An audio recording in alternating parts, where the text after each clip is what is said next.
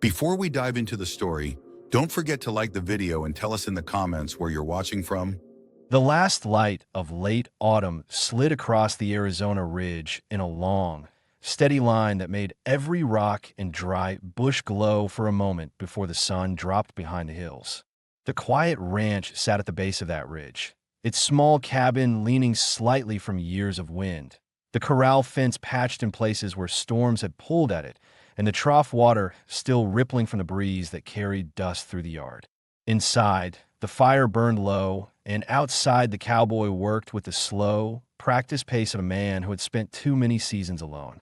He tightened a rail near the west fence, leaning his weight into the post until it settled straight. His hat brim shaded his eyes from the last of the light, and the lines at the edges of his eyes deepened as he checked his work. His shirt sleeves were rolled up, showing arms used to labor, the skin sun-darkened and dry from long days under the sky. He glanced toward the horizon out of habit, scanning the ridge line as he always did before night came, making sure nothing moved that shouldn't. A faint shape appeared far off, small at first, then clearer as it crossed the open stretch of land. He didn't move. He waited. When the figure reached the edge of his yard, he finally straightened, one hand resting near the rail he had just fixed. An Apache woman stepped into view. Dust clung to her legs, her deerskin dress torn at the shoulder where the stitching had given way, and her hair, long and dark, hung loose in strands stuck to her cheeks. She took careful steps, each one slower than the last, as though she fought exhaustion with whatever strength she had left. She stopped a short distance from him, keeping her shoulders angled slightly inward, her arms close to her body. She spoke without lifting her head fully. "No one wants me," she whispered, the words thin from the dry air and the weight behind them. I need a husband. If I don't have one tonight, I won't survive." He didn't answer. His jaw tightened once, the way it did when old memories try to rise. The wind pushed between them, carrying dust and the faint smell of sage. She swallowed, her fingers brushing the torn edge of her dress where the fabric had stretched open near her chest. She didn't cry. She didn't plead. Her exhaustion carried the truth without needing more words. He studied her quietly, the stillness around him heavy but not unkind. His past had taught him to be cautious with anything unexpected, yet something in her stance, worn but steady, afraid but not broken, held him in place. Her eyes lifted just enough for him to see the strain in them. "I have nowhere else to go," she said softly. "There is nothing left behind me. No one." He didn't step closer. He didn't reach out. He simply walked past her with slow, measured steps, his boots pressing into the dust as he approached the cabin. He pushed the door open and stood to the side. She hesitated only a moment before her knees nearly buckled. She steadied herself and walked to the doorway, pausing beside him. For the first time, she looked directly at him. Her eyes searched his face as though expecting fear or judgment. She found neither. He gave her the first thing he had offered anyone in years, shelter without a price. Inside, the fire warmed the small room. Shadows moved gently along the walls as she stepped in, glancing at the wooden table, the cot near the hearth, the neatly stacked tools by the door. He didn't follow closely. He stayed near the entrance, letting her choose where to stand, letting her breathe without pressure. The door closed quietly behind them. The woman leaned one hand on the table, steadying her breath, her fingers shaking from hunger and cold. He watched her for a long moment, then crossed to the stove and nudged a few embers together, setting a fresh piece of wood on top. The flame caught gradually, lighting the room in a warm, steady glow. Her shoulders lowered slightly, the first sign of relief since arriving. "You can stay," he said finally, his voice low, steady, restrained. "Tonight." She nodded, eyes lowering again, not out of shame, but out of pure exhaustion. She wrapped her arms around herself, the tear in her dress shifting as she moved, and she stood very still, letting the heat reach her slowly. He didn't look at the torn fabric. He didn't ask anything of her. He simply set an extra blanket on the cot, making sure it reached the edges so no drafts would creep in. Without a word, he stepped back toward the door to check the latch against the wind, his movements calm and deliberate. Behind him, she watched quietly, seeing how he left space between them, how he kept his voice low, how he moved like a man who knew how to be careful with fragile things. The firelight touched her face as she whispered something so soft he almost didn't hear it. "Thank you." He paused, gave a small nod, then turned his gaze toward the window where the sky had gone dark. Outside, the wind carried the cold across the ridge. Inside, for the first time in a long while, there were two people instead of one. The wind settled sometime after midnight, leaving the cabin wrapped in a deep, steady quiet that made every small sound inside feel sharper.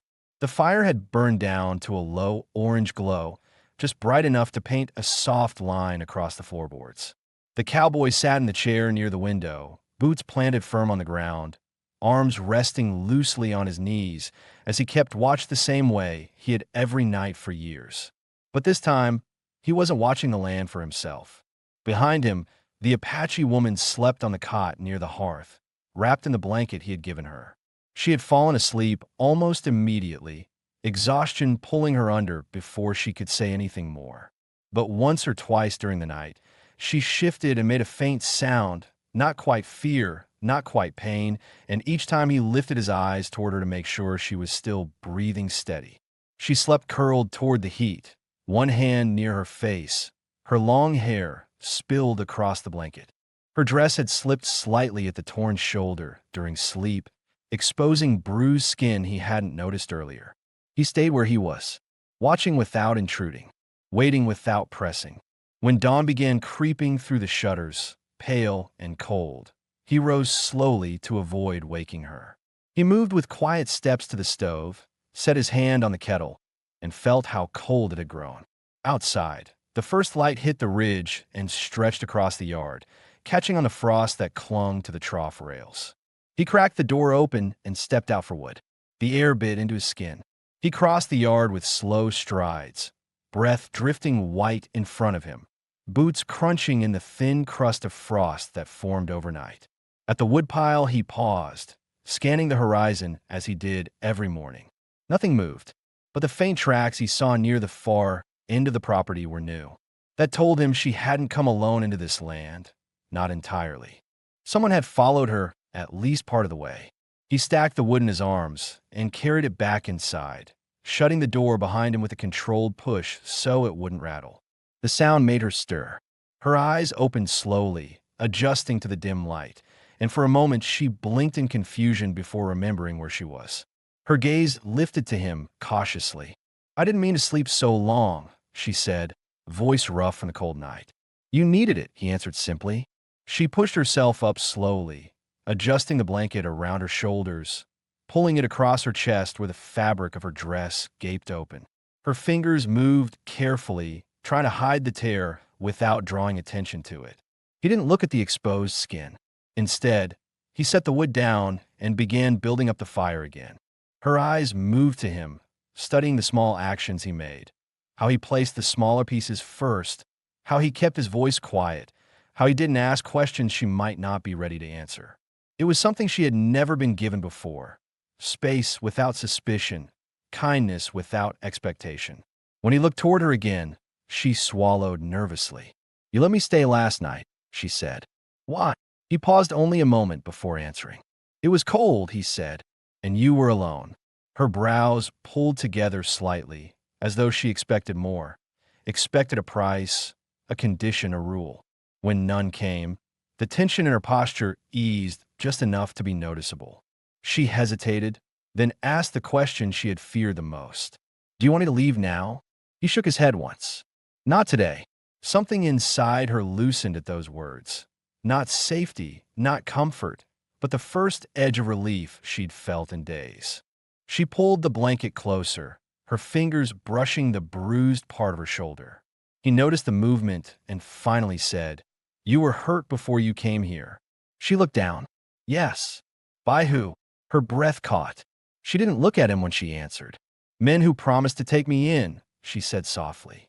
"They didn't." He didn't press, but he didn't ignore it either. "Are they close?" "They were behind me in the hills yesterday," she said. "I don't know how far now." This explained what he saw outside. The tracks. The way she looked at the horizon last night. The fear behind her calm voice. He picked up the kettle, filled it with the last of the water, and set it near the flames. "You're safe here," he said, not loudly, not with bravado, just steady and certain. She watched him with a long, searching stare. The kettle began to warm. Steam rose in faint ribbons. He poured some into a tin cup and set it on the table in front of her, stepping back again to give her space. She wrapped both hands around the cup, holding it tightly as though the warmth steadied her. "I don't know your name," she said quietly, almost embarrassed she hadn't asked last night. He wiped his hands on his trousers and answered simply, "Calder." She nodded once. "My name is Nia." A brief silence followed, the kind that didn't feel heavy this time. She sipped the warm water, her hands trembling slightly, and he watched her without staring, making sure she was steady. For the first time since she arrived, she lifted her chin a little higher. "You didn't ask why I came here," she said softly. "I figured you'd tell me when you wanted," he replied. Her lips parted, surprised at the patience in his words. Most men had wanted answers immediately. Most men hadn't looked at her the way Calder did. As a person, not a burden. She set the cup down slowly. "I came because I had nowhere else," she said. "And because the last man who said he would take me as a wife changed his mind. He said I would bring trouble. He left me behind." Calder didn't move for a long moment. Then he said, "You won't be left behind here." The firelight caught the side of his face as he said it, steady and honest. Outside, the wind picked up again, brushing frost from the trough rails. Inside, the distance between them began to shrink, not through touch, but through simple truth. And for the first morning since she had run across the desert, she wasn't afraid of the day ahead.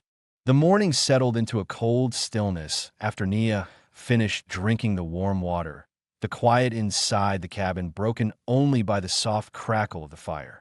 Calder kept his movements steady as he checked a saddle strap near the door, the leather worn but holding.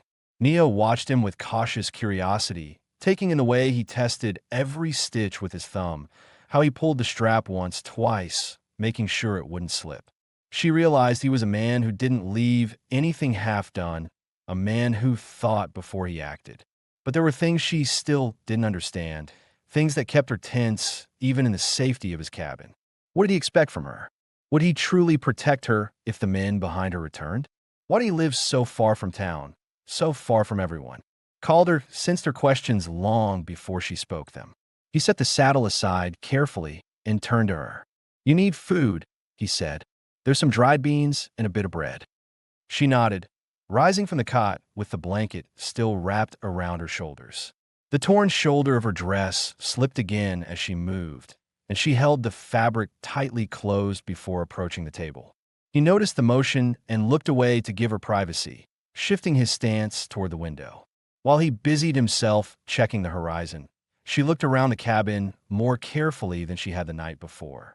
The room was simple, tools hanging on nails, a small shelf with jars of dried herbs and flour, a rifle resting above the door, blankets folded neatly in a stack nearby.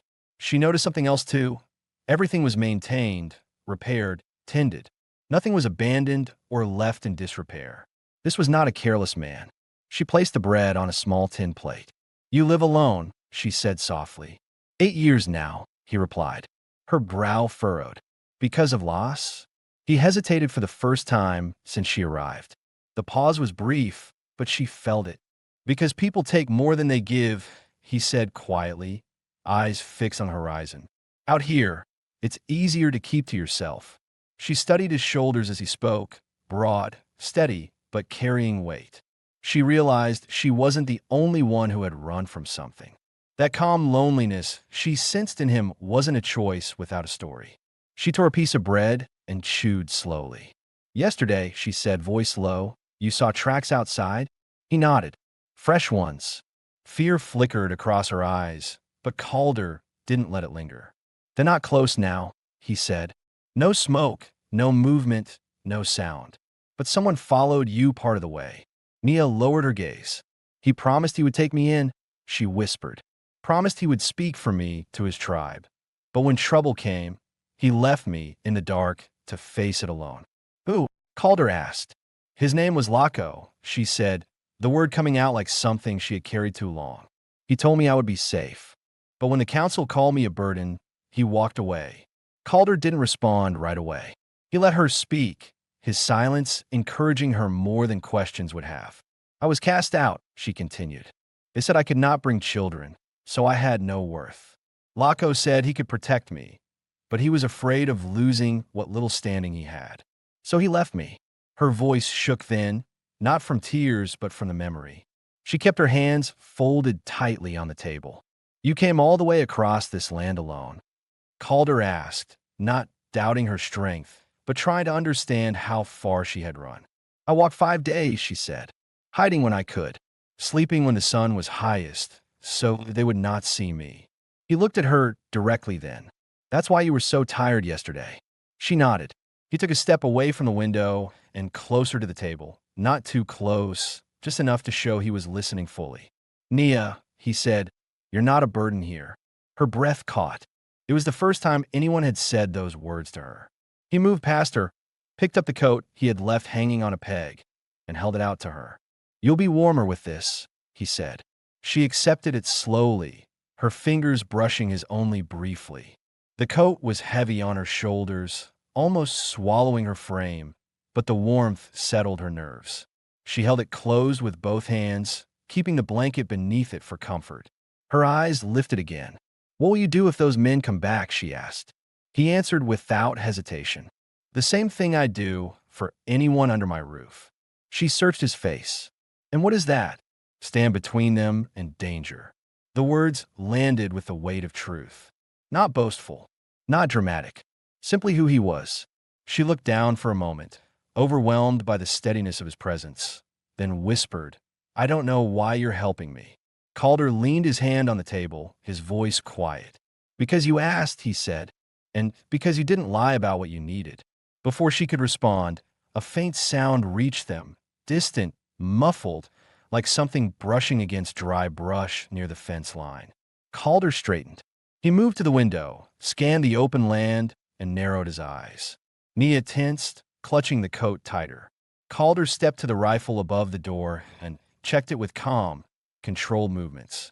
Stay here, he said, not harsh but protective. She stood slowly, fear stirring beneath her ribs. Is it them? She asked. He glanced back at her, his expression steady. I'll find out. He opened the door, the cold air sweeping in around him, and stepped outside into the sharp morning light. Inside, Nia remained near the hearth, her breath unsteady, but her eyes fixed on the doorway. She didn't know yet what waited out there, but she did know one thing. This man, silent and scarred as he was, had already placed himself between her and the danger she feared. And that was something no one had done for her in a very long time. Calder stepped onto the frosted ground with the rifle settled loosely in his hands, his gaze sweeping across the ridge and the low brush beyond the corral. The air carried a sharp bite that made his breath stand out in white puffs. But he moved calmly, boots sinking slightly where the soil held last night's cold. The sound he'd heard earlier had been faint, nothing more than a rustle, yet he didn't ignore it. A man who lived this far out didn't have the luxury of ignoring anything.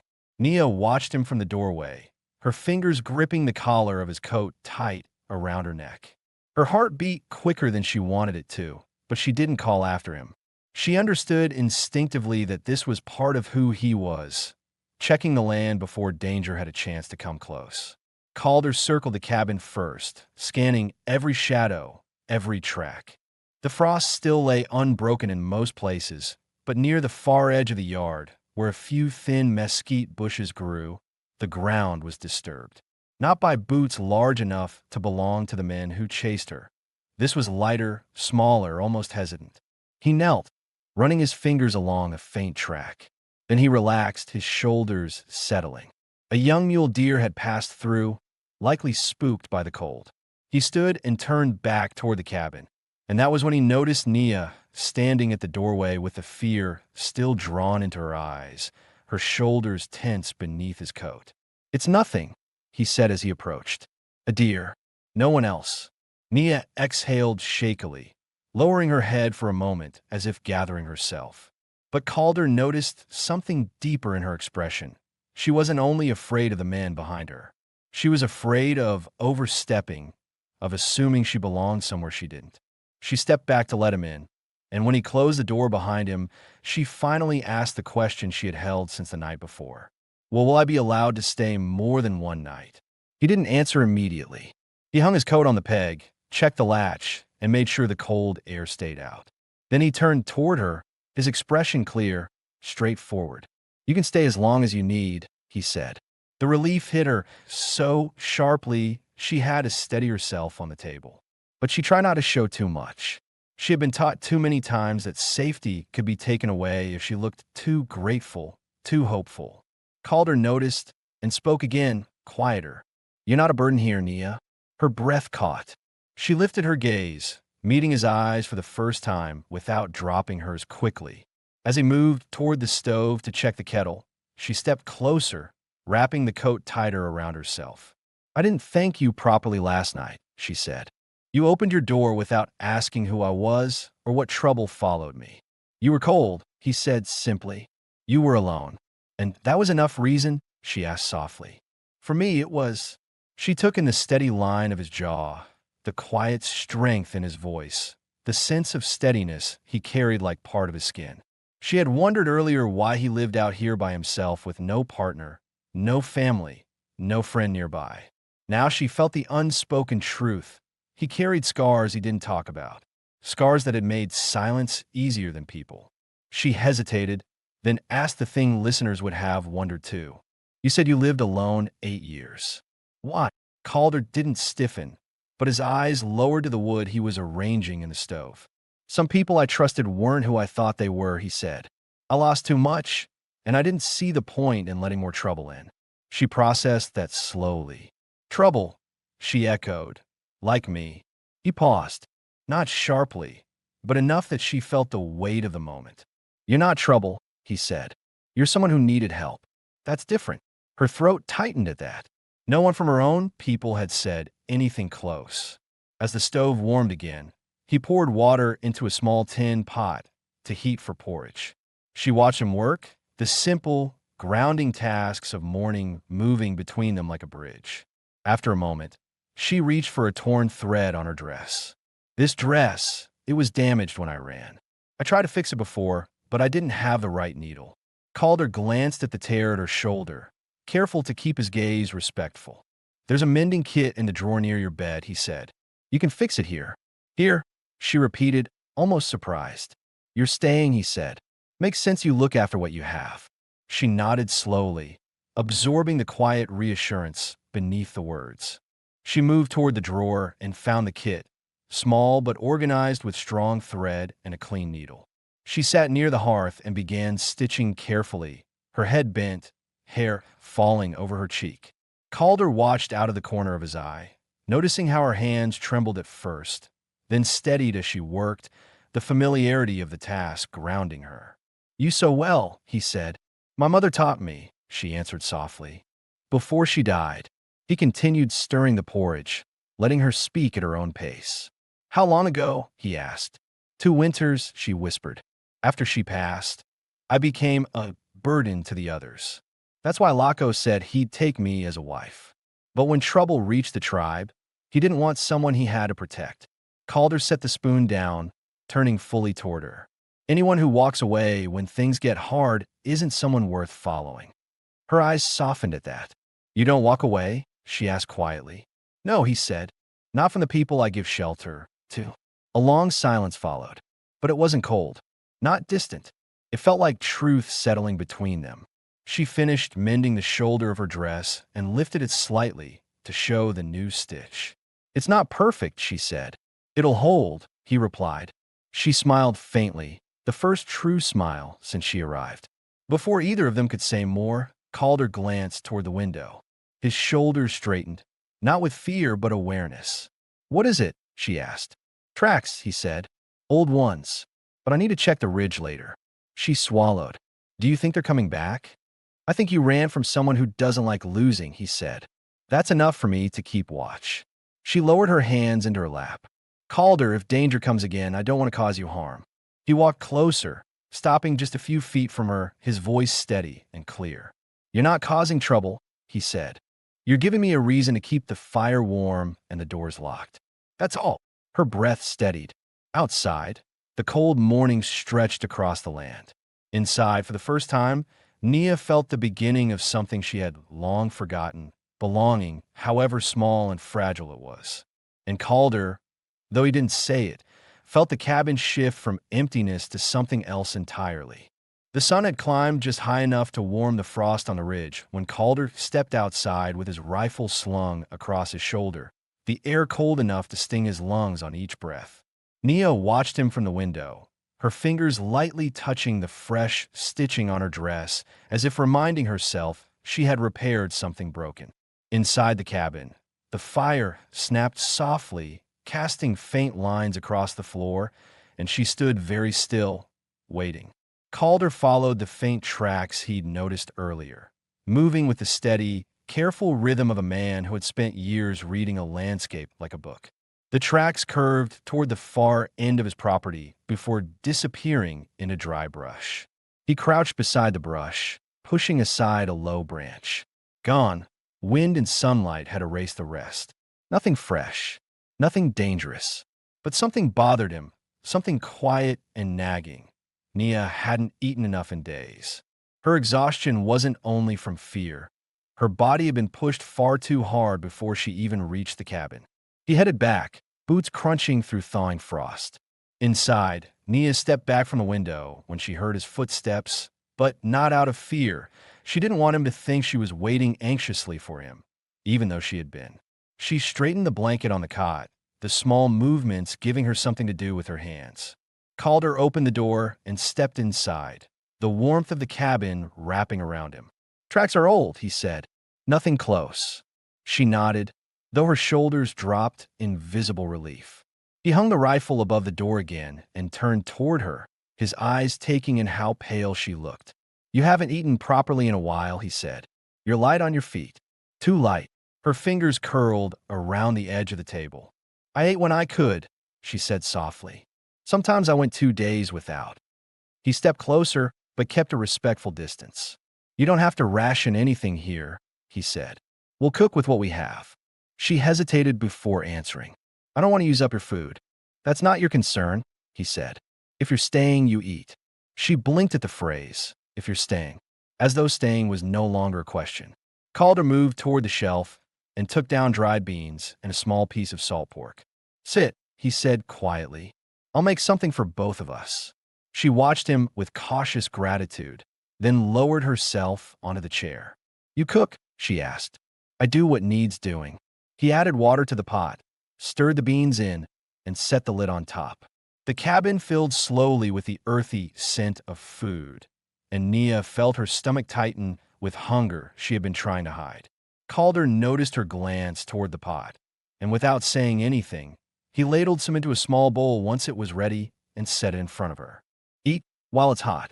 She took a tentative spoonful, then another and another. Her eyes stayed lowered, her shoulders still tense, as though she expected him to judge her for eating too quickly. He didn't. He simply leaned against the counter, arms crossed, watching to be sure she didn't choke from how hungry she was. After a few minutes, she paused, looking at him carefully. "You live so far from town," she said. "Why here?" He glanced toward the window, following her gaze to the empty land. "Quiet," he said. "I needed quiet after the things that happened." "What things?" she asked gently. He considered the question for a long moment. "People I trusted betrayed me over land," he said finally. "Cost a man his life. Cost me the rest of mine, in a way." Nia studied the sadness buried in his expression, the kind that wasn't loud, wasn't dramatic, but lived deep in the lines near his eyes. "So you stay away from people," she said. "I stay away from the ones who take advantage," he corrected quietly. "Not from everyone." She swallowed, the warmth of the stew settling into her chest. "And I am not someone who would take advantage." "No," he said simply. Her breath trembled, not with fear this time, but with something gentler, recognition, maybe, that she was wanted here more than she had let herself believe. A small silence stretched between them, warm and steady. After she finished eating, she asked quietly, Calder, if those men come, the ones who followed me, will you let me help? I don't want to hide while you face danger alone. He shook his head. I won't put you in harm's way. But I can watch the back window, she insisted. I can warn you if they try to come around the cabin. Calder considered that. I won't hand you a rifle, he said slowly. But if it comes to it, you can keep watch. That's enough. Her shoulders eased. It mattered to her, not being treated like someone helpless. She had walked days across the desert alone. She wasn't weak. He stepped closer, stopping just a few feet away. I'll keep you safe, he said. That's a promise. Her throat tightened. No one had said that to her. Not Laco, not her tribe, not anyone in years. And I'll help you, she said. I can cook. I can mend. I can do work here. I know, he said softly. You're already trying. The room felt smaller then, the distance between them shrinking in ways neither had expected. Calder cleared his throat and stepped back toward the stove, giving her space again because he could sense emotion rising in her. She stood from the table, folding the blanket across her arms, and watched him in silence. You are a good man, she said quietly. He didn't answer. His jaw tightened the way it did when someone struck a place in him he didn't want touched. The fire crackled. Outside, the frost melted from the ground. Inside, something shifted. Not a declaration, not a sudden change, just the beginning of two lives leaning toward each other. And though neither said it aloud, they both felt the same truth settling into the small cabin. She was no longer passing through. She was staying. The afternoon settled in with a pale, steady light that washed across the ridge and pushed long shadows from the cabin toward the corral. Calder spent the next hour checking the fence line and clearing brush near the trough, doing the kind of work that steadied his thoughts. Every now and then he glanced toward the cabin window, where he knew Nia was moving quietly inside, sweeping dust from the floor or folding the blankets she had used the night before. The small routines of the day had become something they shared without ever discussing it. Inside, Nia finished sweeping and leaned the broom against the wall. She paused near the hearth, fingertips brushing the new stitching on her dress as she listened to the faint clink of metal outside. Calder tightening something on the gate. The sound was comforting in a way she hadn't expected. It meant he was there. It meant she wasn't alone with her fears or her memories. But there was a question pressing on her mind, one she hadn't asked in the first nights. Would she truly be allowed to stay long-term? Or did Calder see her as someone he was helping only until danger passed? She stepped to the door and opened it softly. Calder looked up. The wind brushed dust against his boots as he straightened, wiping his hands on his trousers. You all right? He asked. Yes, she said softly. I wanted to help. He nodded once, appreciating the offer without overthinking it. Hold that brace steady, he said, gesturing to the wooden rail he had been hammering. Nia moved beside him, placing both hands on the edge of the brace. Her fingers trembled slightly from the cold, and when Calder noticed, he shifted to block the wind with his body. He didn't mention it. He simply made it easier for her to stand there. She steadied the brace while he hammered the last nail in. When he finished, she let go and stepped back, brushing dust from her hands. You've worked on fences before, he said. Only repairs, she replied. My father taught me before he died. Calder's expression softened just enough to show he heard the pain behind the words. Your father? Was he kind? He asked. She nodded. He treated my mother with respect. He taught me to work so I could survive. After he died, everything changed. The tribe decided I had no place without him. Calder leaned against the rail, studying her quietly. They were wrong. She looked down, almost shy at the certainty in his voice. He gestured toward the barn. Come on, I want to show you something. She followed him across the yard. The cold air stung her cheeks, but she kept pace, her steps measured. When they reached the barn, he pushed the door open and motioned her inside. The interior smelled of hay, leather, and old wood. Sunlight filtered through cracks in the walls, leaving thin lines of gold across the floor. Nia stepped slowly, absorbing the quiet. This is where you work? She asked. Most days, he said. A lot needs fixing before winter hits hard. She ran her fingers along a wooden beam, inspecting the scratch marks and the uneven grain. "It's peaceful," she said. "It is," he agreed. Then she turned toward him, a question settling into her eyes. "Calder, do you want me here?" Truly, he didn't speak right away. He stepped closer, not touching her, just closing some of the space between them. "I don't bring people into my home unless I mean it," he said steadily. "If I didn't want you here, you wouldn't be here." Her breath trembled with relief, her shoulders easing. "There's something else," he added, watching her carefully. "If danger comes again, you won't face it alone. I want you to know that." She swallowed hard. "You already promised to protect me." He shook his head slightly. "I'm not talking about protecting you because you need it. I'm talking about choosing to stand with you." Her lips parted slightly, surprised by the depth of his words. Before she could respond, a faint sound echoed outside, something moving along the ridge. Her body tensed instantly. Calder stepped toward the barn door, listening. The wind shifted, carrying only silence afterward. "It's nothing," he said after a moment. "Probably the same deer from this morning." But Nia still stood stiff, her hands tightening on the edge of her coat. Calder noticed. He walked back to her, stopping a few feet away. "You don't have to fear every sound," he said gently. "You're not running anymore." The words hit her harder than he expected. Her breath shook, not with panic, but with the weight of hearing something she hadn't believed for so long. "I've been running so long," she whispered. "I don't know how to stop." "You'll learn," he said. "You're safe here." She nodded slowly, trying to accept that truth. They stepped out of the barn, the late afternoon sun casting long lines across the yard. Calder walked beside her, steady and quiet, and for the first time she didn't feel like a shadow in someone else's land. She felt part of the space, part of the routine, part of the silence, part of the life settling around her. When they reached the cabin door, she paused, turning toward him. "Thank you," she said softly, "for letting me stay, for choosing to." He met her eyes, and this time he didn't look away. "You're not just staying," he said. "You're part of this place now." Her breath caught at those words. Simple, steady, and more meaningful than any promise she had been given in years. Inside, the fire waited, warm and inviting. And as they stepped through the doorway together, the quiet between them felt less like distance and more like the start of something real. The evening settled softly across the yard, the sky turning a muted blue as the last stretch of sunlight faded behind the ridge. Calder lit the lantern inside the cabin, its warm glow filling the room with a gentle, steady light. Nia stood near the hearth, brushing dust from her dress and pulling Calder's coat tighter around her shoulders. A calmness had taken root in her throughout the day, tentative but real, yet the shadows of her old fears still lingered around the edges. Calder closed the barn for the night, the door creaking softly as he latched it. When he returned to the cabin, he could see her silhouette through the window, her posture relaxed for the first time since she arrived.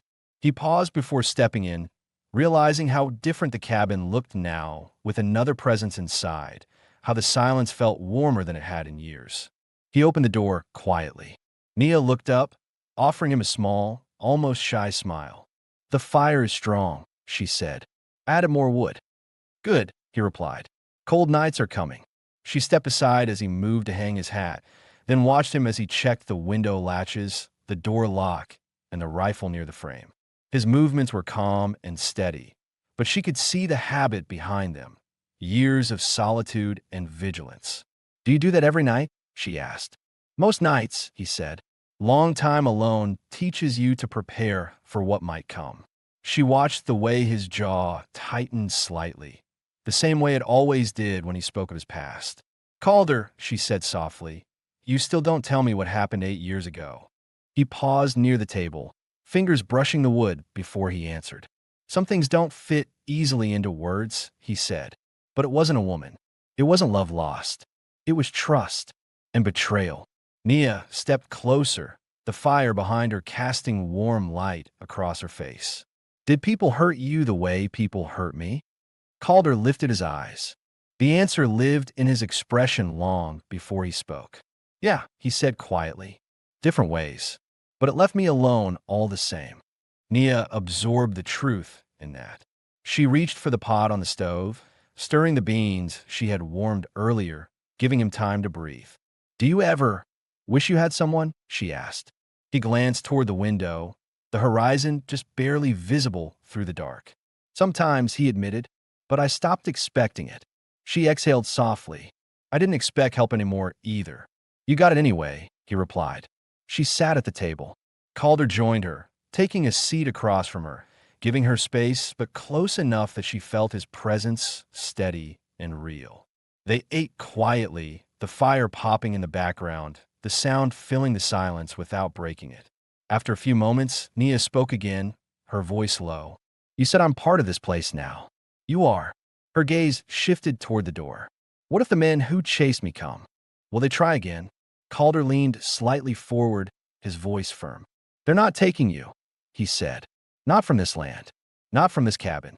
Not while I'm standing." Her breath tightened at the certainty in his tone. She lowered her head. "I don't understand why you care so much for someone you barely know." Calder watched her for a moment, then answered with quiet honesty. "Because you needed help and didn't lie about it," he said. "Because you walked 5 days across land that kills most men in 2. Because you're still standing after everyone else turned away. That tells me who you are." A small tremor went through her. Not fear, but something softer, something she had once forgotten existed. Calder stood to wash his bowl. Nia rose too, her hands brushing his for a moment as she reached for the pot. She froze, startled by the warm, steady contact. Calder didn't pull away quickly, just slowly, respectfully, as if he didn't want her to think he was startled by her. "Sorry," she whispered. "Don't be," he said. They worked side by side, washing dishes, folding blankets, settling the cabin for the night. Their movements were quiet but synchronized, like they had been doing it for months instead of a single day. When the last lantern was extinguished, the cabin glowed only with the fire. Nia stepped near the cot, pulling the blanket around her shoulders again. Calder placed another beside her without speaking. The gesture simple but meaningful. Nia hesitated before lying down. "Calder," she said, voice barely above a whisper, "do you truly want me here tomorrow? And the day after? Not because you pity me, but because you want me to stay." He stopped at the window, one hand touching the shutter he was about to close. He turned slowly toward her, the fire catching the edge of his jaw, the deep-set lines in his face softened by the light. "Yes," he said, "I want you here." Her breath shook just once. "Then I'll stay," she whispered. He nodded once, the kind of nod that meant more than long promises, then closed the shutter gently. As he settled in his chair near the window to keep watch, as he always did, Nia lay on the cot, her eyes on the warm glow of the firelight. For the first time since she'd run, she didn't fall asleep afraid, because she wasn't running anymore. She was home. The next morning came with a gray, heavy light that settled over the ridge like a thin blanket, muting every color of the land. Calder rose before dawn, as he always did, though he moved more quietly than usual, so he wouldn't wake Nia. She slept curled on her side on the cot, one hand tucked beneath her cheek, her breathing deep and steady, peaceful in a way she hadn't allowed herself since arriving. He watched her for a moment, not out of curiosity, but out of a quiet sense of responsibility. She had slept without fear. That meant something. He pulled on his boots and stepped outside, letting the door close softly behind him. The ground held the chill of the night, and a thin layer of frost covered the trough and the fence rails. Calder checked the barn, the water supply, the ridgeline. No tracks, no fresh disturbances. The land was still, but the quiet carried a weight, the kind that made him think of what might still be out there. Men who didn't like being defied, men who saw Nia as something to reclaim or punish. He didn't plan on letting them near her. He returned to the cabin just as the sky lightened. When he opened the door, Nia stirred, lifting her head slightly. "You're back," she said softly. "Just making sure we're safe," he replied, setting his hat on the peg. She pushed the blanket aside and sat up, wrapping Calder's coat around her shoulders again. The sight of her wearing it, the size of it swallowing her frame, settled something deep inside him in a way he didn't name out loud. Did you sleep? He asked. She nodded, for the first time in many nights. Good, he said. She moved to the table and helped him prepare a small breakfast. Her hands were steadier today, her movements more confident. She filled a cup with warm water, then paused.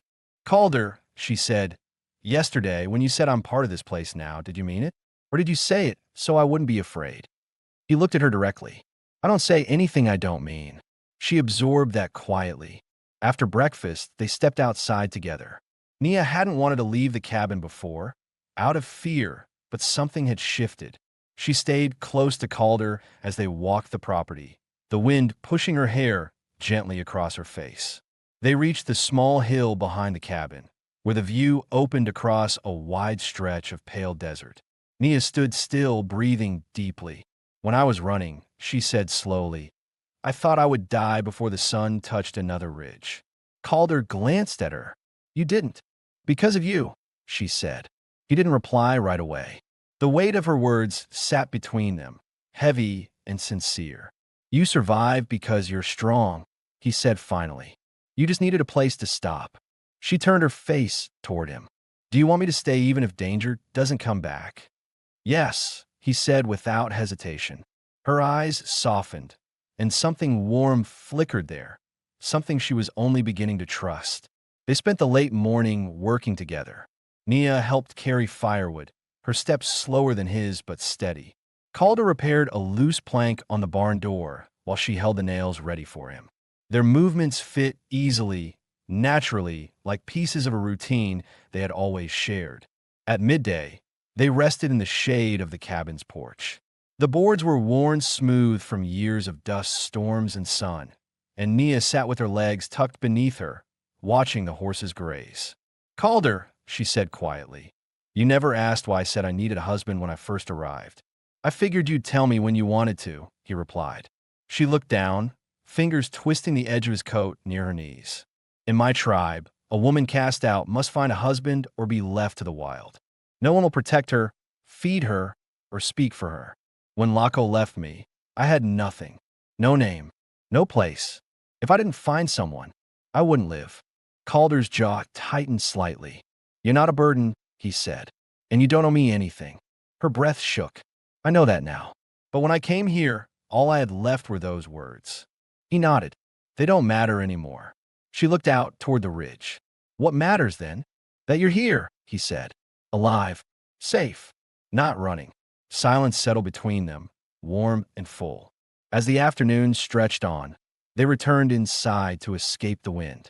Calder checked the rifle, ensuring the chamber was clean, the barrel oiled.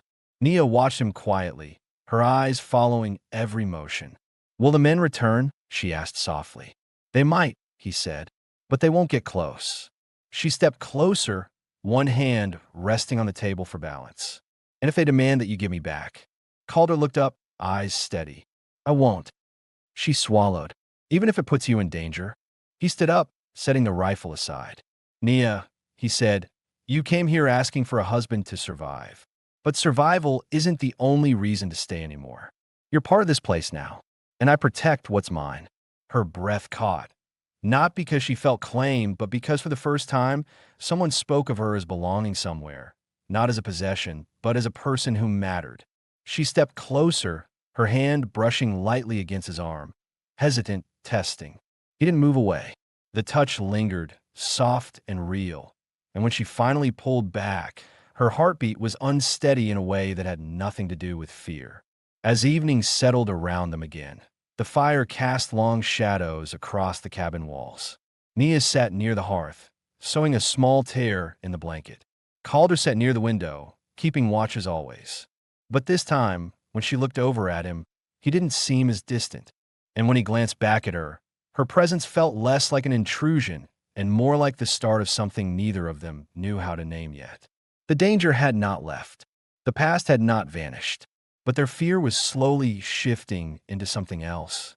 Something that felt like a life forming, quietly, steadily between them. The night settled over the land with a calm, so complete it felt almost deliberate, the kind of quiet that made every flame in the hearth crackle louder and every small breath inside the cabin sound warm and alive. Calder sat near the window, the rifle leaning against the wall beside him, though his hands rested loosely in his lap. He wasn't watching the ridge with the same tight vigilance as before. His eyes drifted toward the center of the room, more often toward Nia. She sat on the floor near the hearth, her legs folded beneath her, carefully stitching the hem of one of his shirts. The firelight moved across her face in slow waves, warming the dark strands of her hair and the curve of her cheek as she worked in quiet concentration. The cabin felt different tonight. Not guarded, not temporary, full.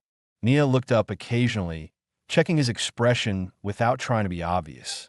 She was learning the small signs he gave, how his eyes softened when he looked at her, how his shoulders lowered when she entered a room, how his hand hovered near the window, not from fear, but from habit. When she finished the last stitch, she set the shirt aside and rose slowly. The fire lit her silhouette as she turned toward him, holding the shirt in front of her. "It's mended," she said softly. Calder took it from her hands, his fingers brushing hers. The touch lingered longer than either expected. "Thank you," he said, his voice low. She hesitated, then took a small step closer. "Calder, I need to tell you something." He sat up straighter, eyes narrowing slightly with concern. "What is it?" She looked down at her hands before lifting her gaze again. "When I ran across the desert, I thought I would die. When I reached your land, I said those words, 'I need a husband,' because I had no other way to stay alive. But now I want to stay because of who you are, not because of fear." Calder swallowed, a subtle shift in his expression giving away the emotion he kept hidden. "You don't owe me any promise," he said quietly. "I'm not giving you a promise," she whispered. "I'm telling you the truth." He stood up then, slowly, as if giving her time to change her mind. She didn't move away. She stepped closer, close enough that the warmth of the fire softened the distance between them. "There's something else," she said. "Something I didn't expect." Calder watched her, reading every tremor in her breath. "What is it, Nia?" She placed a hand gently over her lower stomach, soft, cautious, almost uncertain. "I'm with child," she whispered. "Yours." The air shifted. The flames flickered. Calder's breath left him in a slow, steady release. "You're sure?" he asked. She nodded. "I felt it 2 days ago. I didn't say it until I knew." He didn't speak right away. He stepped closer, placing one hand over hers, the warmth of his palm settling over her fingers, steady and sure. "Nia," he said quietly, "you're carrying our child." Her eyes glistened, not with fear, but with something tender. "Will you want me now?" she asked. "Even with danger behind me? Even with everything broken before?" Calder lifted her hand in his, guiding it gently away from her stomach so he could rest both palms around her waist, grounding her in a way she had never been held. "I wanted you before," he said, "and I want you now. Stay with me. Not because you need a husband, because this is your home." Her breath trembled as she nodded, a soft, trembling yes hidden in the movement. He didn't kiss her right away. He lifted her chin gently with his hand, searching her face, making sure she wanted the same closeness he did. When she leaned slightly into his touch, he bent his head and brushed his lips against hers, slow, warm, careful, like something long overdue but earned. Nia exhaled, her hands rising to rest against his chest, feeling the steady beat beneath his shirt. The kiss deepened only a little, still soft, still patient. When they pulled apart, she rested her forehead against his, their breaths mingling in the quiet. A loose knock sounded at the door. Calder stiffened instantly. Nia stepped back, fear rising. But Calder placed a calming hand on her arm before she could speak. He opened the door without hesitation, rifle within reach but not raised. The visitor was a young courier from town, holding a sealed note. "Message for Calder Hart," the young man said. Calder took it. "Who from?" "Sheriff's office," the courier replied. "We caught a group of men in the foothills. Said they were chasing someone. Said the woman was theirs." Nia's breath caught. The courier continued. "Sheriff sent word that the men are in custody. They won't be troubling anyone again." Calder nodded once. "Thank you." When the courier left, Calder closed the door with a soft thud and turned back toward Nia. Her eyes were wide, not with fear, but with the weight of a truth she hadn't dare believe. "It's over," he said. "They won't come." Her legs nearly gave out. He stepped forward, catching her gently by the arms, steadying her. "You're safe," he whispered. For the first time since the story began, she believed it fully. She leaned into him, her head resting against his chest, his arms wrapping around her in a way that felt like belonging, not obligation. The fire warmed the cabin as they stood in quiet stillness, the world outside finally still. Calder lifted her chin again, meeting her gaze. "There's something I want too," he said, "if you're willing." She blinked up at him. "What?" He spoke with the same calm certainty he used for every promise. "Marry me, Nia, not because you asked me once, because I choose you." Her breath broke in a quiet, joyful sob. "Yes," she whispered, "I'll marry you." They married at sunrise the next morning, standing beside the hearth with only the steady embers and the quiet wind as witnesses. No priest, no paper, just two hands holding each other, two voices speaking simple vows they both meant. Calder placed his palm over her stomach after they finished. "Welcome home," he said softly. Nia covered his hand with hers. "We stay together," she whispered. "Always." The fire burned warm behind them, the ridge silent, the land peaceful. And in that small cabin beneath the Arizona sky, they began a life built on safety, trust, warmth, and the child growing beneath her heart. A family, one that stayed.